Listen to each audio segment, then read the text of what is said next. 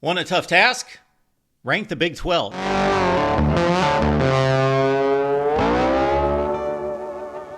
Thanks for stopping by here at the Voice of College Football for the best in discussion, debate, and analysis. We are going through our summer power rankings. We've arrived at the Big 12. You guys know from listening to me on a regular basis, I love this conference. Love it. It may be the most fun to watch. It's the most balanced, most competitive from top to bottom. You don't necessarily know who's going to beat anyone else in any given week. Well, we try to sort it out, and we go from 16 all the way up to number 1, and we start in the Queen City. The Cincinnati team went to the 2021 College Football Playoff. Well, the program did. The jerseys did. The laundry did, but it's a much different program today. Luke Fickell off to Madison, Wisconsin. Scott Satterfield's first season was rough, 3-9. And considering how the coach finished at Louisville, there's not a whole lot of confidence that Scott Satterfield can turn it around at Cincinnati. He's got a new quarterback in Indiana transfer Brendan Sorsby, who performed moderately there in Bloomington. It might surprise some people that Cincinnati had a top 5 rushing attack last year, led by Corey Kiner. They also have former 5-star running back Evan Pryor coming in from Ohio State, and they pretty much overhauled the skill position tight end, wide receiver in particular, but Cincinnati lacking, just like most of these teams coming in from the group of 5, where it counts in the trenches and their depth concerns. This roster is nowhere close to what Luke Fickell was producing just a few years ago. At number 16 in the Big 12, Cincy. We go from a newcomer in 2023 to another newcomer here in 2024, courtesy the Pac-12 demise, Arizona State. Ken Dillingham had a rough time at 3-9 in his first season as the youngest coach in Power Conference football. And Arizona State back-to-back 3-9 seasons, the worst stretch of Arizona State football in 80 years, and it may not get much better this season. The stud quarterback Jaden Rashada off to Georgia, therefore the quarterback competition between former Michigan State 4-star Sam Levet and also Trenton Bourguet, who has logged some time at Arizona State as the part-time starter. There's a new offensive coordinator in Marcus Arroyo, who's got plenty of experience both at the NFL and collegiate levels. At number 15 in our Big 12 power rankings, ASU. How did Baylor get so bad? They won the Big 12 in 2021. They were decent in 22, lost a bowl game to Air Force at 6-7. They were flat out awful in 2023 and 2024. Looks pretty much the same.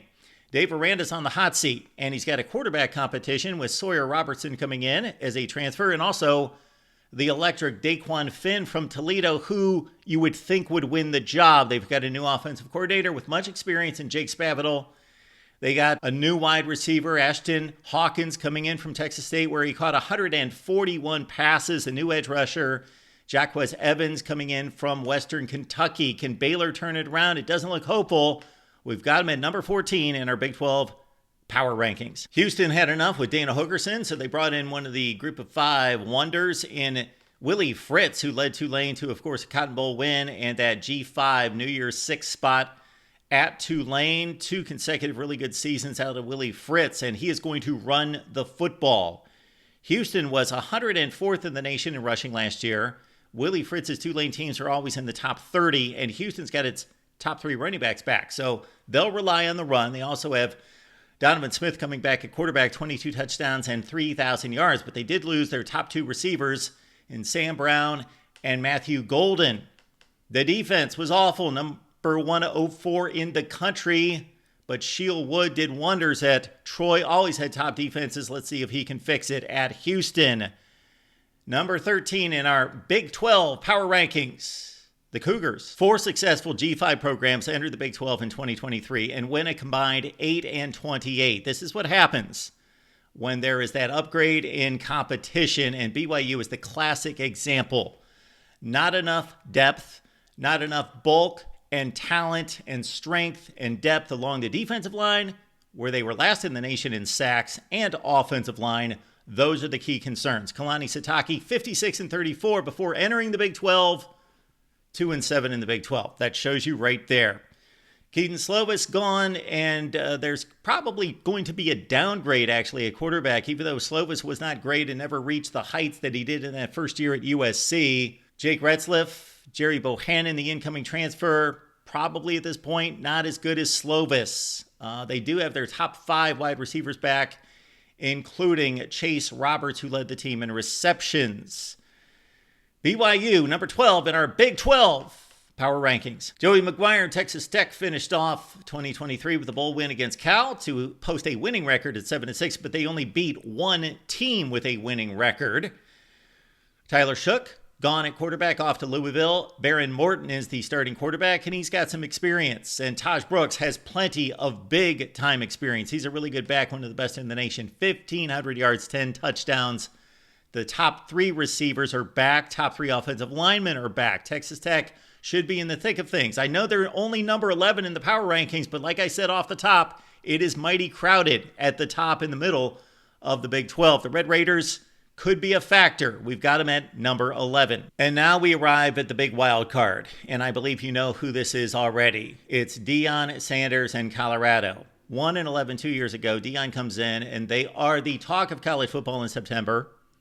We know the history. We know what happened. We know the TV hype. And they pulled through, and they won some big games. And they looked good, and they looked explosive and exciting doing it. But the depth concerns, the defense, the offensive line, all those key components of football took their toll on Colorado down the stretch. They finished 4-8, of course. All right, 41 transfers in, 41 transfers out. Who are these guys? Well, many people across college football familiar with Dallin Hayden, the Ohio State running back who didn't get his shot there, but played well when he did get the shot. He should be the top running back. Shedeur Sanders is one of the top quarterbacks in college football. Shiloh Sanders, his brother, excellent. Travis Hunter jumped off the screen when I first saw him against TCU in game 1. Wow. Playmaker, both sides of the ball, made plays in coverage that you don't see often. The star power is there, certainly. Is the depth, though? Well, it's better than it was, and it ranks number 10 in our Big 12 power rankings. Sonny Dykes has something to prove. Was 2022 a fluke when TCU was the Cinderella of college football? Then they dipped to 5-7 last year. Josh Hoover takes over at quarterback. He has some experience, and he was the steady hand down the stretch last season. Amani Bailey off to the NFL, so it will be running back by committee until somebody steps up. You've got a incoming tight end from Boise State who caught 47 passes and 5 touchdowns. The defense needs fixing. Their calling card 2 years ago in their run to the national championship game was takeaways, aggressive football. Well, they were only 115th in turnovers produced last season. Bring in former Boise State and Washington defensive coordinator. Not a great head coach necessarily, but on the defensive side, he knows his stuff, and he loves the aggressive play. It's Andy Avalos taking over the TCU defense, our number 9 team in the conference. Horned Frogs. It was not easy, but UCF made the most successful transition from the group of 5 to the Big 12. At least they got to a bowl game, and Gus Malzahn knows what he's doing. So they've got the best and most proven coach out of these new teams to the Big 12 from 2023, and now they've got a proven quarterback.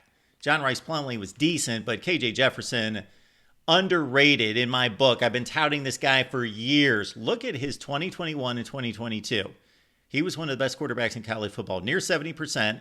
His TD to pick ratio, outstanding, 21-4, 21-5. And if you're a safety in the secondary, you do not want to see KJ Jefferson coming your way with a full head of steam. Excellent player at quarterback leading this offense. Okay, RJ Harvey, one of the best running backs in college football, 1,400 yards, 16 touchdowns. Kobe Hudson, a wide receiver, caught 44 balls, 900 yards. This offense could be explosive as long as the guys up front can block and they've got a decent offensive line. Okay, the defense needs addressing. They got pushed all over the field, especially against the run. Ted Roof, very experienced defensive coordinator, comes in. And, of course, Gus Malzahn worked with him when they won the national championship at Auburn in 2010. Sleeper! Next on our Big 12 rankings, UCF. I know I just used that term with UCF, but now Iowa State fans are saying, what about us? We've got Rocco Beck back at quarterback. He's got experience. Our top running back's back. Our top 2 wide receivers are back. We had a really good season. We were really close to really contending in the Big 12. And you know what? Oh, yeah, Matt Campbell can coach. This is the number one returning production team in the nation. And guess what? This doesn't mean much, but they were number one in revenue from ticket sales and attendance in the Big 12 last season as well. Iowa State, number 7. Neil Brown saved his job at 9-4 after going 11-14 the previous 2 seasons. Expectations high at West Virginia. The offensive line is stout. Yes, they lose some players to the NFL. However, gave up only 10 sacks. And we're number 4 in the nation in rushing. I don't know that a lot of people recognize that. Garrett Green back at quarterback with that clean uniform. 4 interceptions. That's it for the season. But 54%'s got to get better. He's got a new wide receiver from Oklahoma State and Jaden Bray who caught 30 balls for the Pokes. On defense, you've got one of the best safety tandems in all of college football in Anthony Wilson and Aubrey Burks. And this team led the Big 12 in sacks last year. That's a great combination for West Virginia, our number 6 team in the Big 12. Jed Fish did a heck of a job in Tucson, and he has set up Brent Brennan for success. 10-3 last season, a bowl victory over Oklahoma. Arizona beat 5 top 25 teams. And Brennan, to his credit, after doing a nice job late in his tenure at San Jose State, was able to retain some stars on the team. No more important than Noah Fafita at quarterback, the Pac-12 newcomer of the year. He's an electric player. Also wide receiver, Tatora McMillan, and the team's best defender, Jacob Manu. All right, number 5 in our Big 12 power rankings. Bear down! Jayhawk fans are pumped up, and it's not even basketball season. And if Kansas football continues to win, that's going to be a tired old joke, if it isn't already. Kansas went 9-4 last year. It's best season since 2007. Yes, Lance Leipold can coach. He's got 30 seniors back, but his most important player to keep healthy is Jalen Daniels at quarterback. Was the Big 12 Offensive Player of the Year preseason, but he only played 3 games. Devin Neal back at running back. If he turns in his typical season, he's going to be the all-time leading rusher of the school. There was a guy by the name of Gale something, I don't know, maybe you can come up with it, who actually did play at Kansas. This team's good on defense as well. Stout, especially in the secondary. Their cornerback tandem of Mello Dotson and Kobe Bryant may be the best in the conference. At number 4 in our power rankings, believe it, Rock Chalk. While on the subject of excellent football coaches, we bring you one, Chris Kleiman. Won the Big 12 2 years ago, 9-4 with a bowl victory. Last season, that bowl victory led by Avery Johnson, the new quarterback with a high ceiling, much higher than the departed Will Howard. DJ Giddens at running back, 1,200 yards. He's back. Also, the top 3 wide receivers back. And they also bring in Dante Cephas from Penn State, although they do lose the ultra-reliable tight end / fullback Ben Sinnott. On defense, well, let's stick to offense. Connor Riley takes over the offense. Colin Klein, the legend at K-State, left for Texas A&M. All right, now to the defense. Typically one of the best in the Big 12. Might have the best secondary in the Big 12 and the best linebacking combination that racked up 250 tackles. Kansas State will be in it. They typically are. They're our number 3 team in the Big 12. Oh, that Mike Gundy. He fooled us last year. His team was awful in September. Lost to South Alabama. Barely struggled by woeful Arizona State. But he said it. We're figuring things out. We're taking September to figure things out. And oh, yes, they did. They went all the way to the Big 12 championship game. And they've got their playmakers back on offense. Ollie Gordon, the rushing champion of college football. Alan Bowman in his 7th year.